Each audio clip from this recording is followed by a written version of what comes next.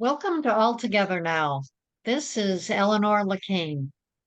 With so much happening these days, there was a little notice but very important development. The papal doctrine of discovery, which had been in place for 500 years and that sanctioned colonialism and slavery, was finally repudiated last month by Pope Francis. This is an important step in healing the racial divisions in our country and our world. Here to help us understand the importance of the doctrine of discovery, why it matters, and more broadly, how we can heal the racial divide, is Milagros Phillips. Known as the race healer, Milagros specializes in transforming relationships between the races with humanity and compassion. Her new book is titled Cracking the Healer's Code, a prescription for healing racism and finding wholeness. It's a roadmap for breaking through the misinformation and stereotypes around race, and a description of a healing process which can empower people of all races to find wholeness. Milagros also designed a program called Race Demystified, a compassionate approach to the healing of America, a powerful experience that leaves participants empowered and hopeful. She's brought that program to Fortune 100 companies, colleges, and communities throughout the country. Milagros was the founding executive director of the National Resource Center for the Healing of Racism. She served as expert in residence for the W.K. Kellogg Foundation, and she developed an approach for congressional conversations on race in Washington, D.C., and co-facilitated that program for 3 years. Milagros Phillips, welcome back to All Together Now. Thank you so much, Eleanor. I'm so happy to be here with you again. You and I always have these wonderful conversations, so I'm really looking forward to today. Oh, excellent. Let's start by asking you to explain what is the doctrine of discovery and why is it important?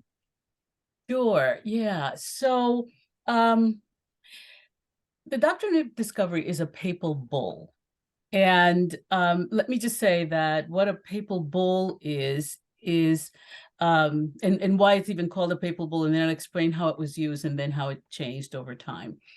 So they used to write these laws and edicts on parchment, and they would then fold it and seal it with the seal of the Vatican.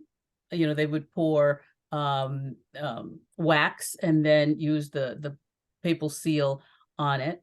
But these particular ones, these laws, rules, regulations, and things like that, had it was a silk ribbon, actually kind of like a little silk rope that would hang from where the seal was, and under, and holding a little thing called la bulla, which means the ball. So that's how it came to be called the papal bull. Okay.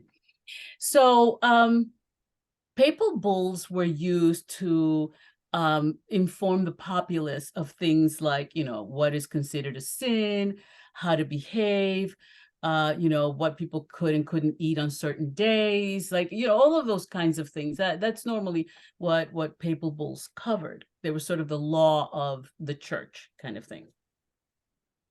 But when we look back in history, what we realize is that the monarchies and the papacies were always at odds with each other, basically trying to decide who had the God-given right to rule over the land. And so this Pope Alexander came up with this brilliant idea to give the monarchy of Portugal in the 1450s, the right to go out and colonize the west coast of Africa. This was a way for the monarchy and the papacy to join together and have one common goal, which was to go off and conquer the west coast of Africa. The reason they wanted to do that was because that part of the world had a lot of wealth, gold, silver, diamonds, all kinds of things that they could use in Europe. Because remember, Europe was a pretty poor continent back then. The only people who had any wealth really were the monarchy. And so, everybody else, there was no middle class, really. There were the wealthy and the poor basically served the wealthy, and they were also, the poor were also enslaved by the wealthy in Europe. Because that's the other thing that nobody ever talks about, is the fact that Europeans were enslaved. And in fact, the first abolitionist laws that were put in the book in England were 1709. And the reason they put those abolitionist laws in the books was because they had slaves, and it was their own people that they were enslaving. But now they had a whole group of people that they were enslaving in the colony, so they no longer needed to enslave the white people within their own countries. And so now they had abolitionist law, so people had to now pay their servants rather than enslave them. Okay, so I hope this is all making sense. And if you want to learn more about slavery of white people in Europe, a great book was written in 1995. It's called "They Were White and They Were Slaves," and it talks about the first enslaved people that came to this country were actually white. So, the monarchy and the papacy are now together, and this was very specific. Okay, this particular doctrine was very specific, and it was for the Prince of Portugal, who was known as Henry the Navigator. And basically, what this 1452 doctrine of discovery said was it basically gave the right to the Prince of Portugal who was known as Henry the Navigator, although I keep telling people he never sailed anywhere. It's just that he sanctioned so many sailors to go out and do this for them, right? To go ahead and conquer these lands. So the papal bull, the translation of this is a piece of it, actually gave Henry the Navigator the right to invade, search out, capture, vanquish, and subdue all Saracens and pagans whatsoever, and other enemies of Christ wheresoever placed, and the dukedoms, kingdoms, principalities, dominions, possessions, and all movable and immovable goods whatsoever held and possessed by them, and to reduce their persons to perpetual slavery, and to apply and appropriate to himself and his descendants, successors, and heirs, the kingdoms, dukedoms, counties, principalities, dominions, possessions, and goods, and to convert them to his and their use and profit. So basically, the Vatican gave the Prince of Portugal the right to go out and do this, and it wasn't like go out and make friends with these people, right? It was go out and capture, conquer them, and turn them into perpetual slaves.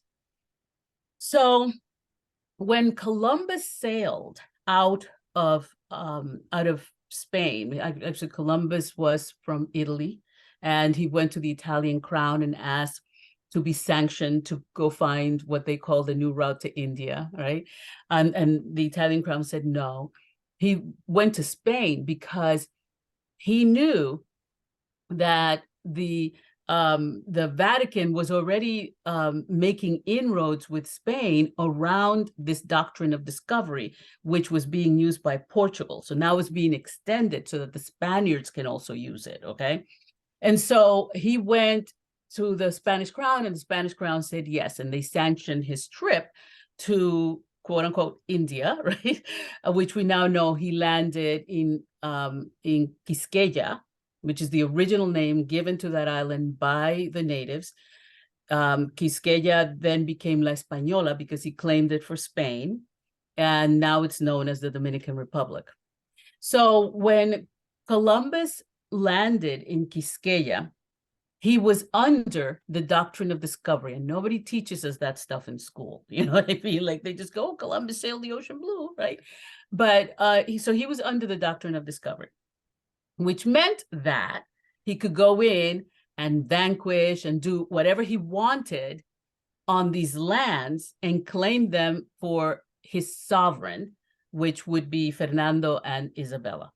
Okay, so he goes and he lands on this beautiful island that has gold, has silver, tons of food. Because remember, the Europeans only had about 3 months to grow their food, so they were always starving. Okay, and so now here's all this food, and so when he goes back, he wants to prove to the crown that he found India, and what he knew about Indians was the, you know, when I say Indian, I'm talking about East Indian people from the country of India.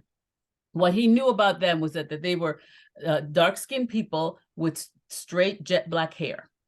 So what happens? He lands on Quisqueya, he finds dark-skinned people with straight jet black hair. So he really does think he landed in India, okay?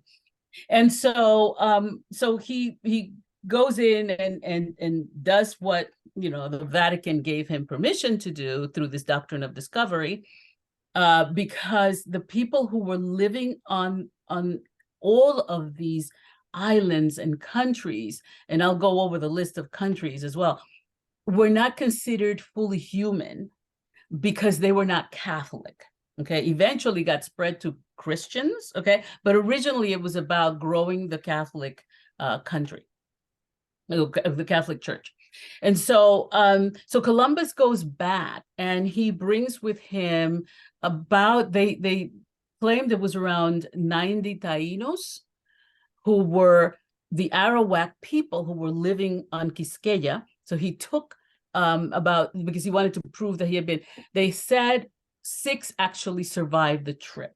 Okay, so but he shows up in England with I'm sorry, he shows up back in Spain with gold and silver, because the Dominican Republic still has gold to this day. Okay, and he shows up with food and all of these things, and it's like, you know, this amazing wealth.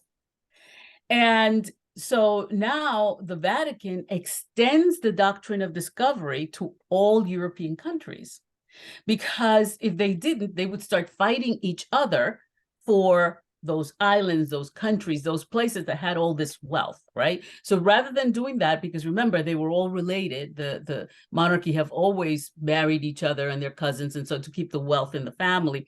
And so rather than going to war with each other, which at times they did over these places, right? It was better to just spread this doctrine called the doctrine of discovery. Now, it's important to remember that all of these places were occupied, okay? And that these were human people are living there when he lands. Exactly. Absolutely. And so people are fighting to try to hold on to their land. And the other thing that is important here that very often gets forgotten when we talk about natives is that Africans are native to the African continent and to the individual countries that they belong to. Okay. And so, you know, because very often when we say natives, people just think Native Americans and Native South Americans. And it's like, no, it's also the Native Australians, the Native New Zealanders, the Native Japanese. I mean, all these countries were, and continents were, became colonized, and they are all under the doctrine of discovery. So here's the thing about the doctrine of discovery and why it's so important today. Is that while this doctrine goes back to the 1400s, every country that has ever been colonized by a European country, whether it be Germany or Italy or France or England or any of the European countries, are under the doctrine of discovery. And the doctrine of discovery is something that pretty much all of our laws are grounded in this doctrine of discovery. When you go back and you look at the Land Act and all of these, especially land-based laws, are under the doctrine of discovery.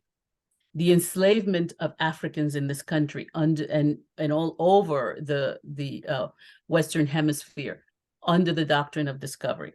And the thing about the doctrine of discovery is that people could say, well, that was, you know, in the 1400s, like that doesn't matter anymore.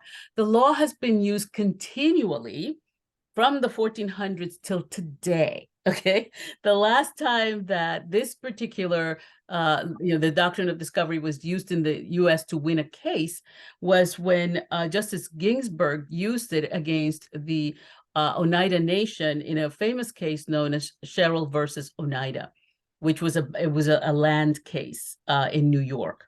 So the Canadians have used the doctrine of discovery. The last time they used it was in 2015.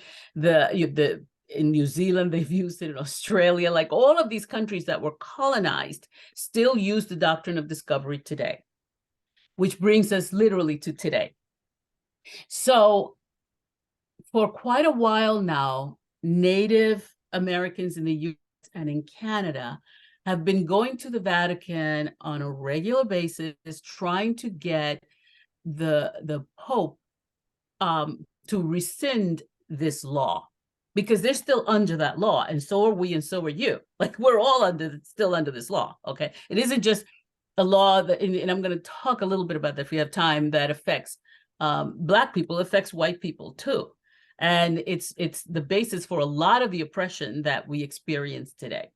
And so the natives have been going, God bless them, by themselves to the Vatican on a regular basis, trying to get the Vatican to rescind the doctrine of discovery.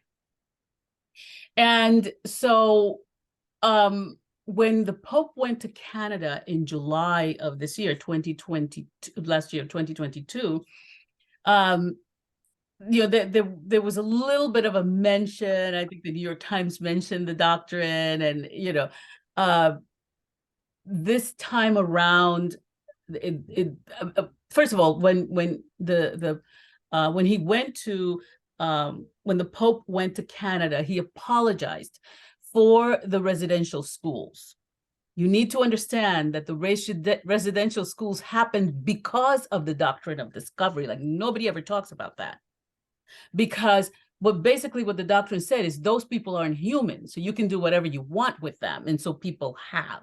Okay, and so if you are native, careful there. yeah. I mean, I wouldn't say the doctrine caused it. I mean, clearly there's many reasons, and we had slavery even before it. But what it did do was give the imprimatur of the Pope and the Catholic Church to sanction enslavement and the conquering of territory. But I mean, people have been conquering land since tribes were fighting each other. Exactly. So you can't Absolutely. say it came from the doctrine or caused by the doctrine, but No, it was well, sanctioned by the here's the doctrine. thing though, Eleanor. This institutionalized it. Like tribes have been fighting each other and taking land and taking things from one another forever. Absolutely. But this turned it into law, and that's the difference. That's the little distinctive thing that's a difference. Interestingly enough, one of the easiest laws to rescind is the doctrine of discovery. The doctrine of discovery has a little line in it that says dum diversas. Dum diversas means until different. Until different. Oh, so until somebody decides that we're not going to use this anymore and we need to rescind it. So here's the reason it needs to be rescinded. If we just repudiate it, like I can repudiate, here's a story I told in my Lunch and Learn recently. Let's say your nephew Johnny is doing some things he shouldn't be doing. He goes over to Mrs. Jones's house and he steals a vase from Mrs. Jones. And it's a vase that she prized, not because of what it's worth, but because it was an ancestry gift, okay? So he steals it, he tries to fence it. At least that's what we used to call it in New York when people try to sell stolen stuff, right? And you, as their aunt, finds out about this. And you are just appalled, and you repudiate his behavior. And you go over to Mrs. Jones and you go, I repudiate my nephew's behavior. And then you go back home. There's a second way that you could do that. And that is you take Johnny, you bring him over there with the vase, and you say, I repudiate his behavior. You apologize to Mrs. Jones and you give her back her vase. Okay? That's the second scenario.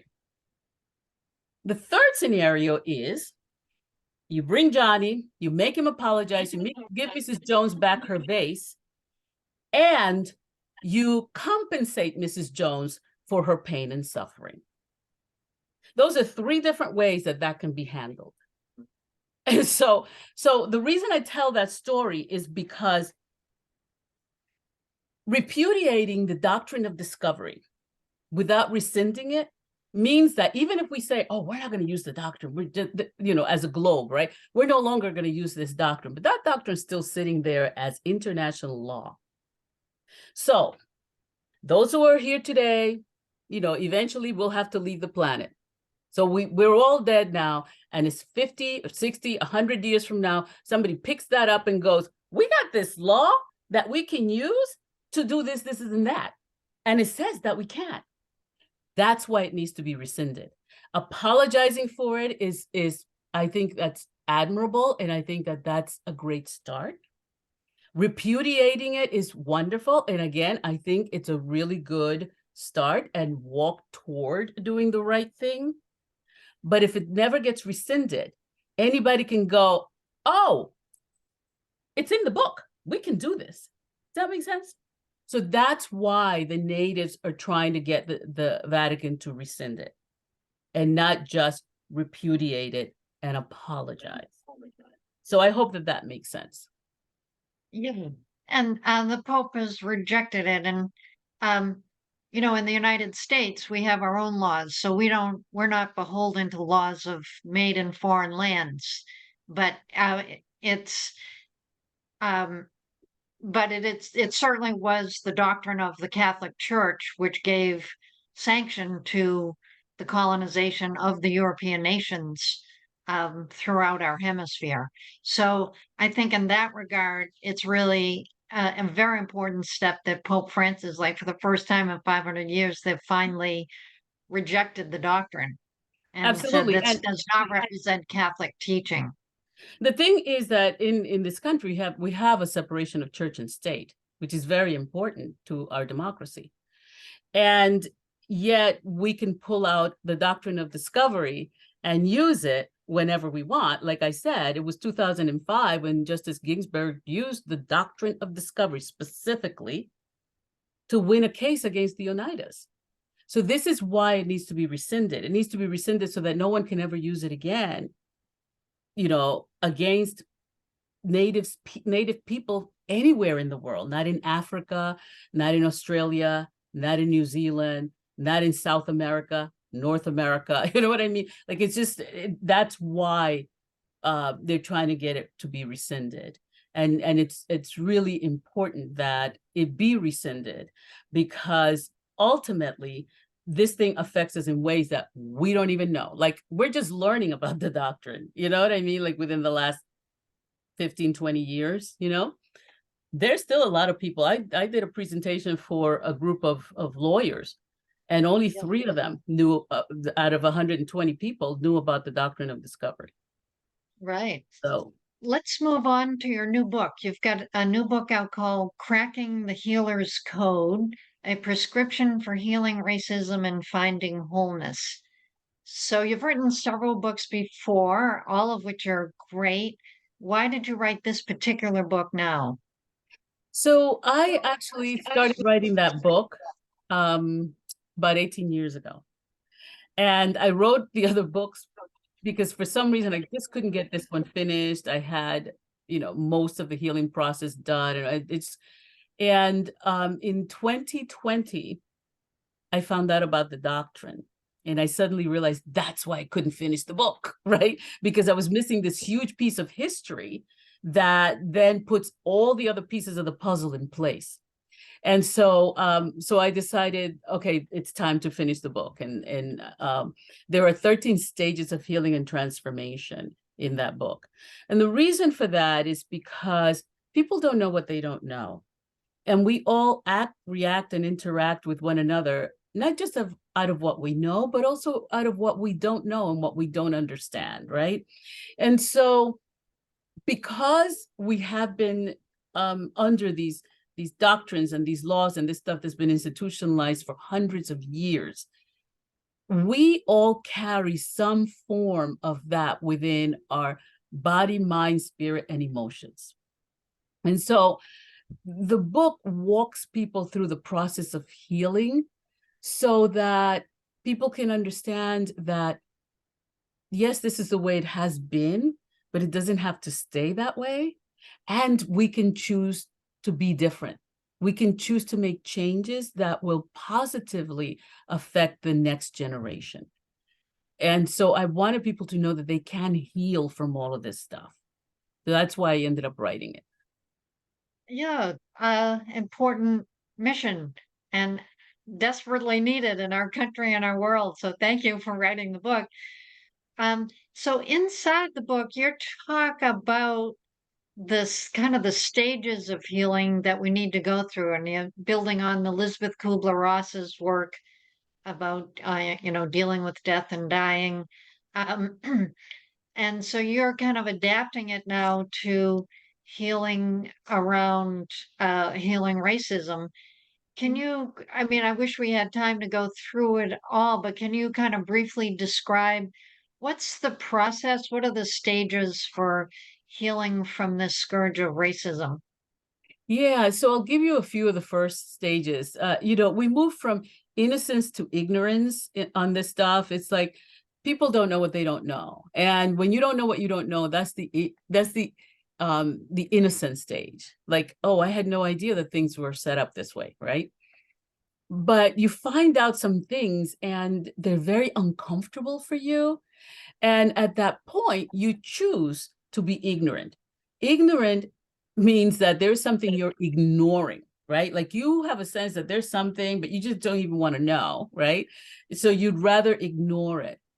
And from ignorance, we move into denial. Because what denial does is it allows us to live counter to the truth of our human nature.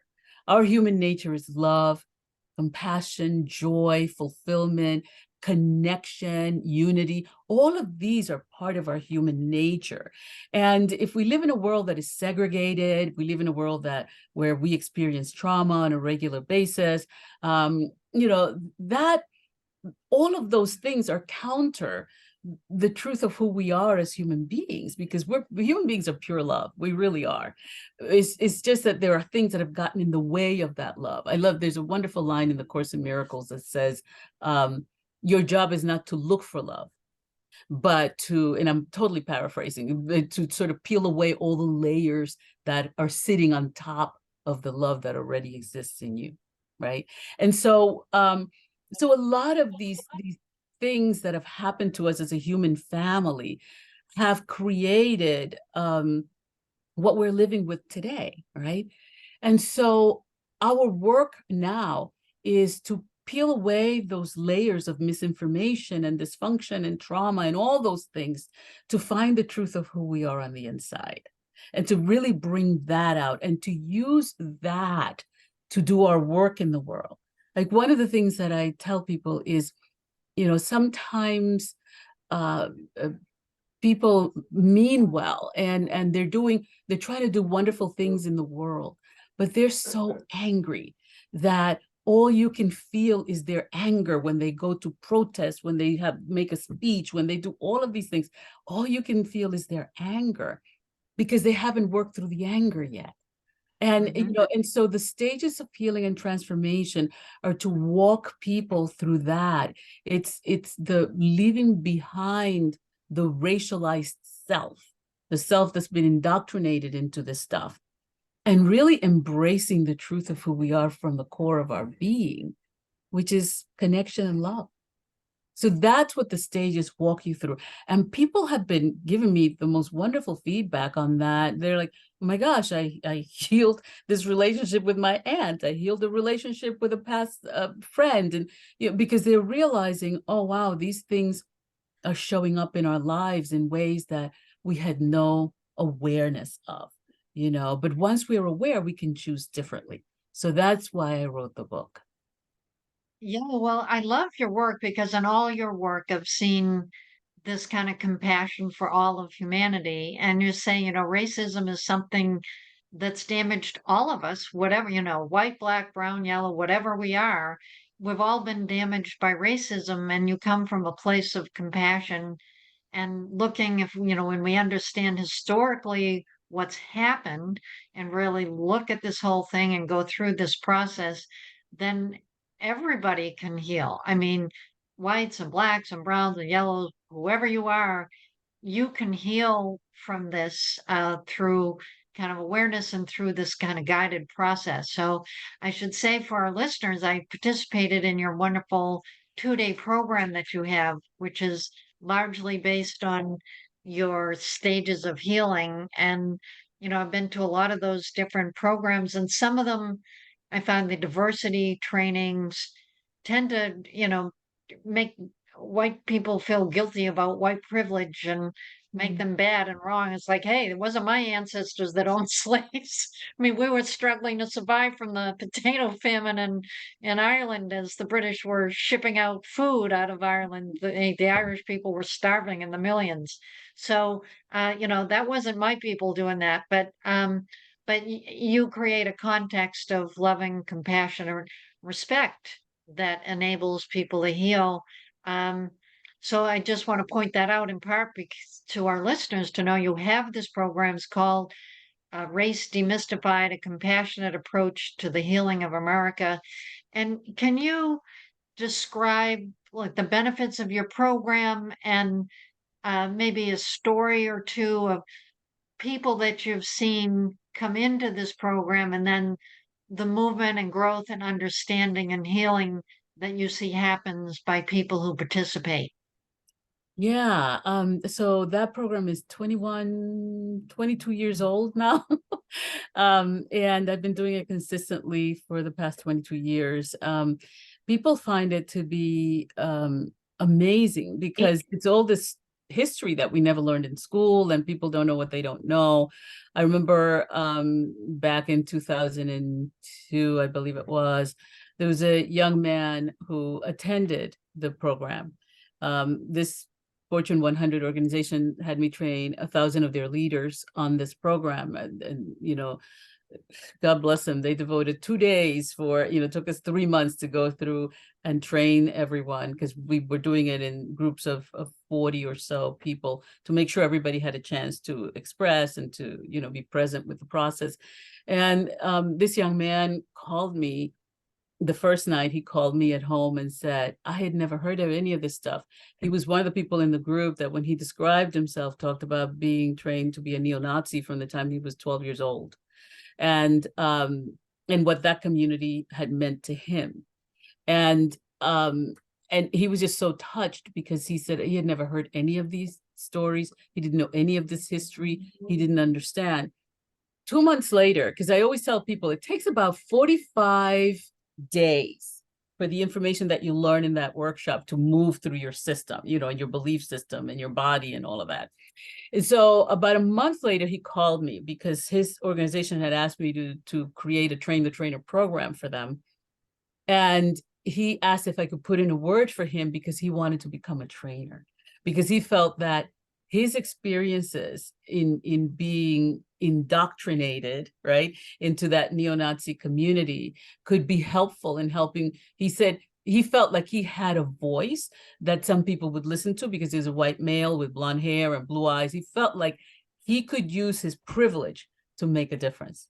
That's Mhm. how powerful that program is. It's really transformative. And because everyone is treated with love and respect, I had KKK members who also came to the program because the organization, at first they were going to make it mandatory, but what happened was we would get like the first 10 people came and they told everyone, you got to go to that program. And so it mushroomed, and they didn't have to make it mandatory because people were volunteering to come, some out of curiosity, some probably to shut me up or whatever their reason, right? But they showed up.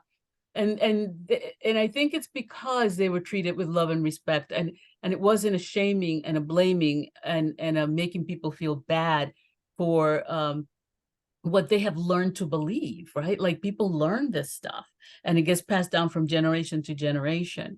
And so yeah, I mean, and there's stories after story. In fact, I recently, just the other day, got a beautiful couple. Actually, this woman's written me 3 times notes of this woman from Finland, because thank goodness now everything's on the web, right? And so she found my courses. She's been to my lunch and learn. She found my courses on the web, and she said she adopted this child, this little girl from Africa. and she raised her. Well, now she's a woman, and the two of them are having this amazing healing just by going through some of the programs that that I've done in the past since the murder of George Floyd. Um, and so she's been finding those on the web, and she's been using them to do healing work with her own daughter, in in just really reconciling what she didn't understand being a white woman raising a Black child. And so she's understanding that now. And it's such, I mean, the stories that I get over and over and over again are really, every once in a while I go, okay, that's it, I'm done, like, I'm not doing this anymore. And then I'll get an email from someone, I mean, this woman lives all the way out in Finland, I get emails from people in Africa, I get emails from people in the UK and people in France, and, of people who this work is transforming their lives. Yeah, that's fantastic. Well, it's so important. I'm glad you told the story about the fellow who had kind of been indoctrinated into white supremacy, because that's, as we know, alive and kicking in our country now. And I had a guest on the show recently. She was a woman who was studying the removal of the Confederate statues in the US. And she said, what people don't understand is those statues weren't put up at the Civil War. Most of them were put up in the 1920s with a resurgence Yeah. of the drive to white supremacy. And that this really struck me in the Civil War when that was done and the North had won and slavery was made illegal, finally, thank God, um, that people expected that within a generation or two, the treatment of blacks or the understanding of blacks would change, it would soften, everybody would be united into one happy American family, black, white, whatever. And that the old Confederate ways of thinking and living would die off. What they did not account for was the fact that there was a significant number of people in the Confederate States who were adamant about, even though if they lost the Civil War, they were going to win the War of the Mines. And they were deliberately training people to be white supremacists. And that false education would take place at the foot of these Confederate statues. Sometimes that was like the classroom. So, children have to be taught to hate. They need to be taught that, someone's better than someone else. It isn't kind of natural. Mhm. So that, unfortunately, that education is still going on. So I'm so grateful that you do the real accurate historical education, and this is the story of what really happened, and kind of clearing up some of the myths, mistakes, and deliberate misinformation that's out there. So I think we need everybody in America to take your workshop. Thank you. I do a monthly lunch and learn because I want people to stay aware and to continue to choose differently. We just had I turned it into a corporate program which anyone can attend. You don't have to be part of a corporation, but I'm inviting organizations to join this race literacy lunch and learn. And so we have people from all over the world and people from different backgrounds and different specialties and so on. And it's so interesting to me how people are just loving this program. So we had our first organization win the race literacy lunch and learn award for 2023 because they have been, they signed up so all of their people can attend. It's not mandatory. Sometimes the whole company attends. Sometimes it's just, a smattering of people. But they have been consistent for an entire year. And they talk about, I have it on the web, actually, if anybody wants to go and visit and see. They talk about what a difference this has made for them, not just in their relationships with one another, inside of work, but also how they treat each other outside of work. They talk Mhm. about how this is, changing the way that they work with their clients, the kinds of projects that they say yes to, and all of these things are changing because now they understand. They have a different understanding. And so it just, I think that a lot of it is, this stuff is hinged on our education and becoming race literate so that we can understand what this really is that we're dealing with. And most importantly, once we understand it, then we can look at how we can change it. So, Right. yeah. And I love that you bring in how does all of this broad stuff out there in our country and our history, how does that affect me? For everybody who's participating. And I remember visibly that part of your 2-day program, where you had us do this chart and you go, here's me growing up and young adult and, at different stages in your life. What was your experience of race? What did you hear? What did people teach you? What did you learn? What were your experiences? And how has that changed over time? And just to sit down and reflect on it. Nobody had ever asked me to think about that ever. So I found that really helpful. So talk a little bit about for our listeners, like these can seem like very big concepts and like dynamite, like it can blow up in your face if you make a mistake. And that's a lot of why people don't want to talk about it is they're afraid of saying the wrong thing, offending someone and looking stupid or looking racist or whatever. Um, but you kind of create a context of love and acceptance and respect.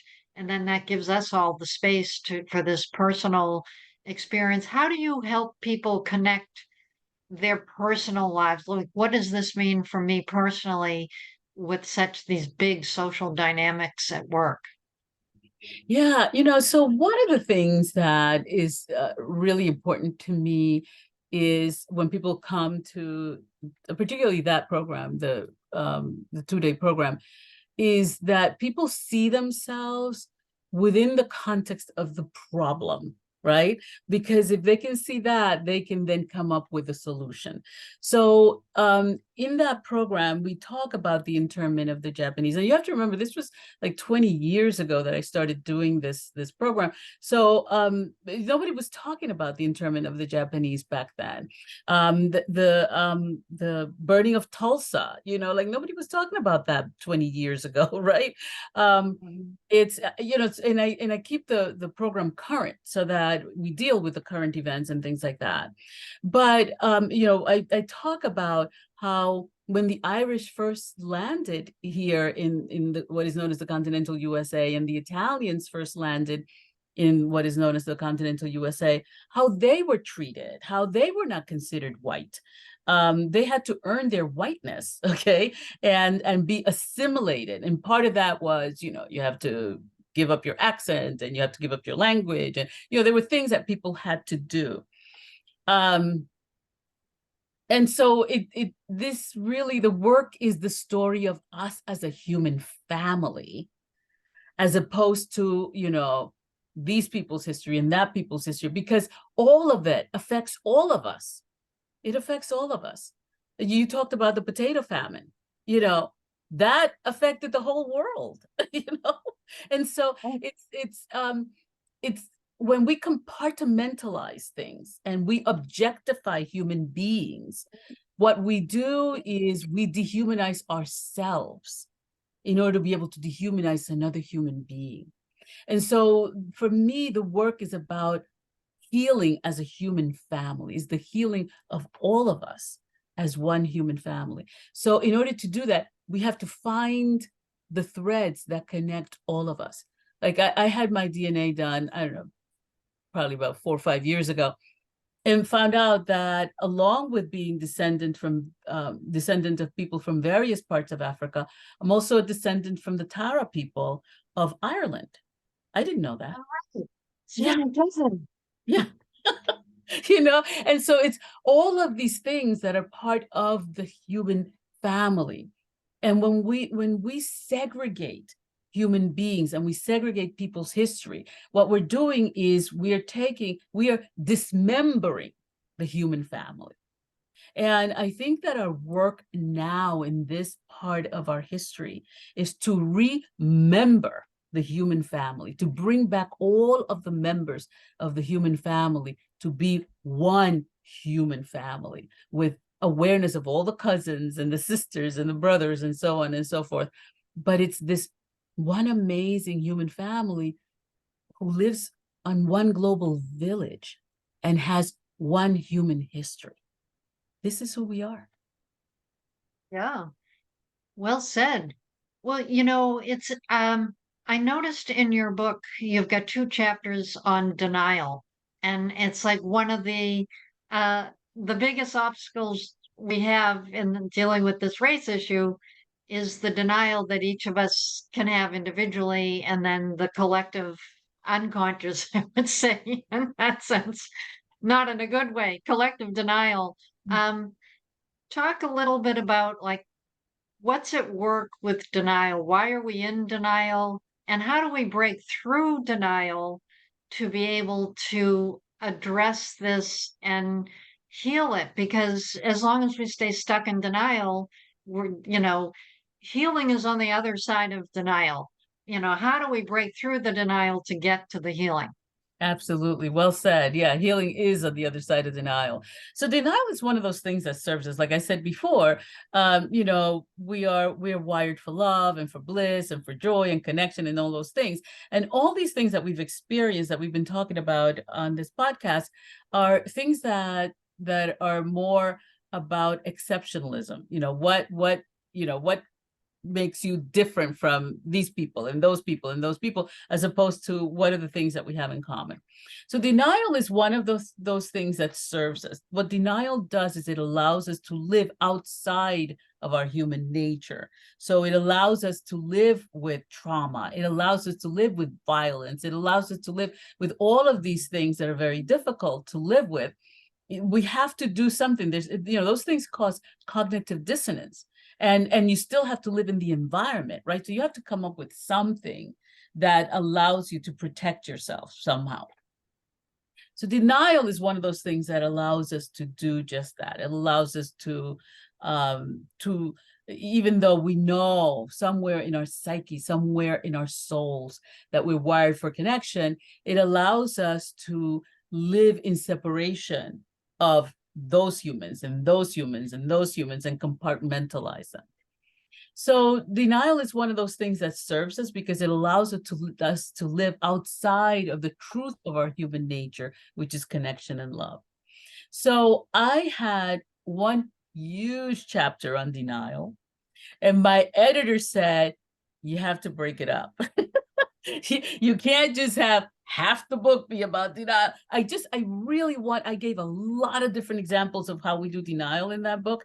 So, right. Because I wanted people to get that, because you can't, like you said, healing is on the other side of denial. So you cannot, you're not going to find your wholeness and your whole self while you're stuck in denial. And a lot of the things that happen in our current events and with people, and so they lock us in denial because we're frightened. We're frightened. The reason we're frightened is because it's counter our human nature, and we can feel it and we can sense it. And so denial is one of those things that serves us. But yeah, that was, and my editor had a hard time because even so, she told me to break it up into two chapters. Those are the two longest chapters in the book. The two chapters on denial, because I really want people to get all the various ways in which we do denial.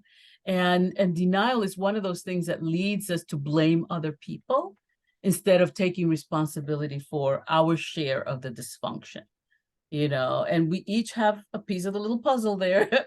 And we can't heal that if we're busy blaming other people and denying that we ourselves have culpability around this stuff.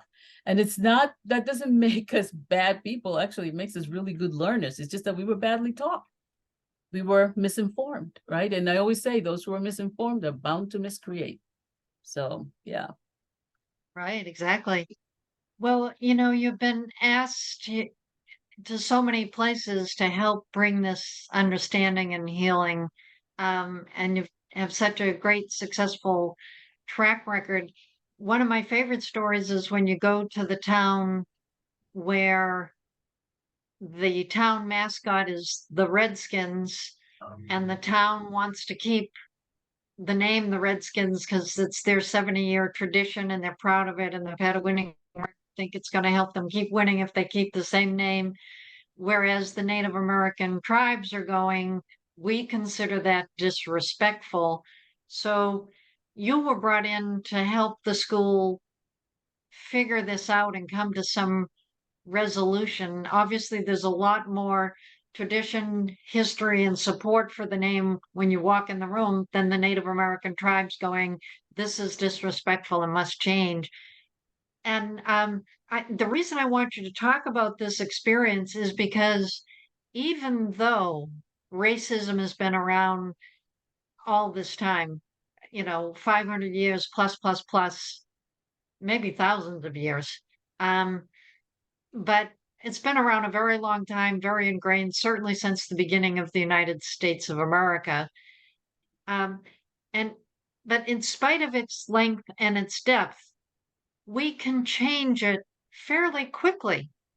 And it's almost like you're living in the dark room and you flip a switch and boom, okay, we got light on, the light's on now.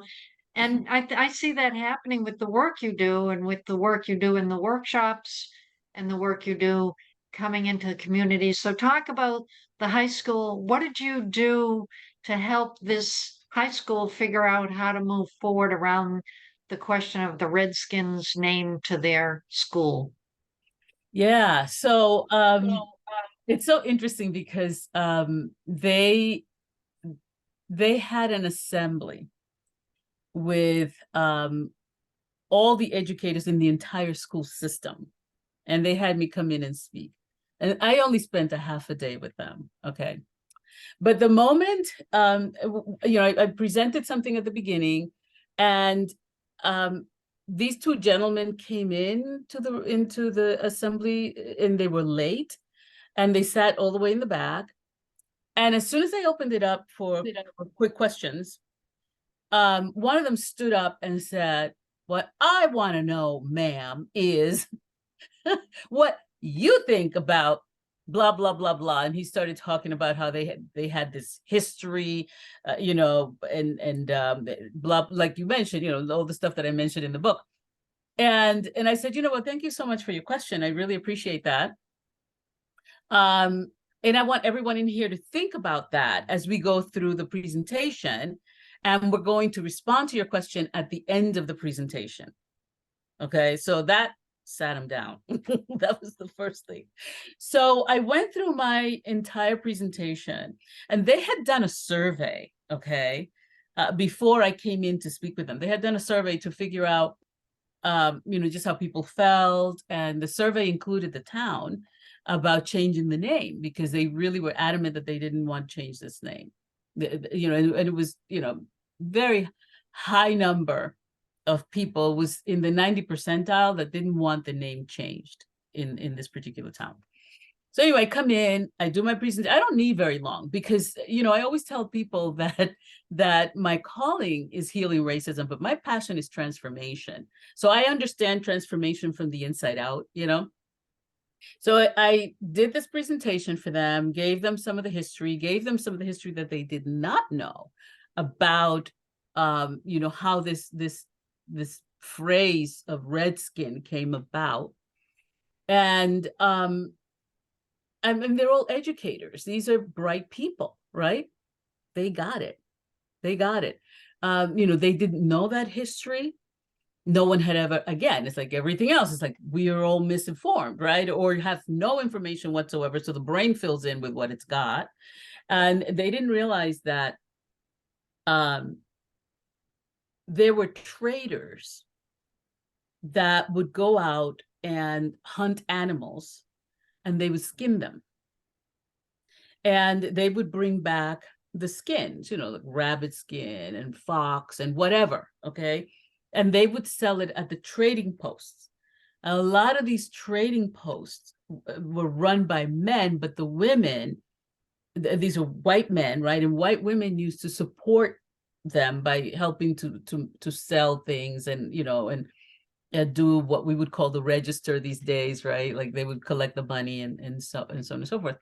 And so so these traders would come in and they would say, and the military would put out these want ads for natives that they considered to be dangerous because they were defending their homes and their families, and so and they wanted to keep their land, right? And so they were considered dangerous, and so they would put out these want ads, and these traders would go out and hunt these men because they could get paid for whatever the want ad, $10, whatever it was, right? And to get paid, they had to bring proof that they had killed this person. So they would either bring a shrunken head, because a lot of people like to say that it was the natives that did this, the white people that were doing this stuff, because it was easier to carry a shrunken head of a native and bring it back as proof that you had killed that person, so you could get paid, you could get the want money, right? And sometimes they would skin these human beings and bring their skin back. The white women were offended when they would say, well, I got some coon skin, like raccoon, right? And some rabbit skin, and I got some red skin. Okay. That's where that came from, because I they never knew said, that. I got Indian skin. The white women were like, oh, that's gross, right? They would get offended and upset over that. And so what they began to say was, I have some red skin. In other words, they had just skinned a human being and they brought back the skin so they could get paid. So that's where that comes from. And that's why it's so hurtful to the natives, because it brings back that history of how their people were treated. So I explained the whole thing. I took them back through all this history, showed them films, blah, blah, blah, blah, blah, blah, blah, right? We had a 96, they did a survey afterwards, we had a 96% turnaround rate. The same people who were for suddenly were against keeping the name. Okay. They then asked me to put together a program for them of educate, because I felt like, okay, so the teachers get it, now we have to educate the entire town, because it was the entire town that wanted to keep this name, right? And so I wanted to do town halls for the town. I put together a wonderful proposal. They called me back and said, great proposal, thank you so much, but we're going to hire a white male to do this because they're not going to listen to you because you're a Black woman. They all just listened to me. Do you know what I'm saying? It's like, what is that about? Just listen to you. I just had this amazing, people didn't care that I was Black. They were listening to that history that they didn't know. You know what I mean? Right. Anyway, bottom line is, looking back now that I understand things better and I understand how money works and all that, they wanted to use and in fact, they did use my proposal, gave it to this white guy to do the work so he could get paid and not me. That's what that was. It was a way of passing on wealth. Okay. And so they hired him. 2 years later, they were still struggling, trying to figure out how they were going to do this because they couldn't figure it out. You can't just take my work and give it to somebody else and let them do it. It's not going to happen. I don't care how smart they are. They don't think like me. They haven't been through my experiences. They don't understand things the way that I understand them. There's a reason I do my work the way that I do it, and nobody else is doing it the way that I do it. They just aren't, because I came through a process of personal transformation where I had to release a lot of stuff to do, including my anger, okay, so that I could do this work with compassion and love. Giving my work to somebody else is not going to get you the same results. And they, so last I heard, they were still struggling with that stuff. I don't know if they, but well, I think it's an important story to hear, to know that just in a half-day session, you took people from we love the Redskins idea and we're not going to give up that name, to 97% of them are going, yeah, we're going to change the name. It's the right You thing know, to do. it doesn't So take me long. change can happen quickly. Yeah, I have a program called Race Literacy 101 that I do in corporations. People love this program. I mean, the feedback is amazing because it just takes me I know how to structure, I'm an artist, okay? And so I know how to structure things so it fits in the canvas and looks good at the end, right? But doesn't just look good, but it actually has an effect on you, because that's what artists do. That's what we do as artists, right? So anyway, I created Right. this Well, program called Race I, Literacy I'm 101. I'm sorry, we're Oh, about you're out out of of time. time here. I can't believe it. That hour just flew by. But I want you to tell our listeners, we've talked about the Lunch and Learn, which is a simple lunchtime tune into the conversation. We've talked about the 2-day transformational learning program. Where can people go to get more information about your programs and your book? Yeah, they can just go to my website, milagrosphillips.com, and then just click on the various things. There are programs there, information about my books, and all kinds. And also my books on Amazon, so it's easy for people to get Cracking the Healer's Code on Amazon. So Oh, yeah. and that's Milagros, Milagros, Milagros Phillips, and the name of the book is Cracking the Healer's Code, a prescription for healing racism and finding wholeness.